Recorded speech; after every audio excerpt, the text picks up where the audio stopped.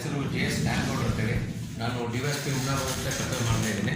ಮೊದಲನೇದಾಗಿ ಎಲ್ಲ ವೀರಭದ್ರೇಶ್ವರ ಭಕ್ತರಿಗೆ ವೀರಭದ್ರೇಶ್ವರ ಹಬ್ಬದ ಹಾರ್ದಿಕ ಶುಭಾಶಯಗಳನ್ನು ಹೇಳ್ತೀನಿ.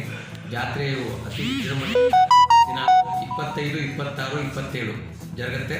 ಅದಕ್ಕೆಲ್ಲ ಭಕ್ತರು ಎಲ್ಲರೂ ಸಹಿತ ಸದರಿ ಜಾತ್ರೆಗೆ ಬಂದು ನೀವೆಲ್ಲರೂ ಪಾಲ್ಗೊಂಡು ತಾವೆಲ್ಲರೂ ವೀರಭದ್ರೇಶ್ವರನ ಆಶೀರ್ವಾದವನ್ನು ಪಡೆದುಕೊಂಡು ಮನತುಂಬಿ ಹೋಗಲಿಕ್ಕೆ ಕೇಳ್ಕೊಳ್ತೇನೆ.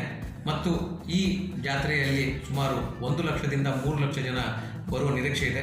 ಅದಕ್ಕಾಗಿ ಪೊಲೀಸ್ ಇಲಾಖೆ ವತಿಯಿಂದ ಸುಮಾರು 2 DYSP, 1 SP ಹಾಗೂ 1,000 ಜನ ಪೊಲೀಸರನ್ನು ಬಂದೋಬಸ್ತಿಗೆ ಅಳವಡಿಸ್ಕೊಂಡಿವೆ. ಅದರ ಜೊತೆಗೆ ಒಂದು 6 KSRP, 8 DR ಪಾರ್ಟಿಗಳು ಸಹಿತ ಇರ್ತವೆ.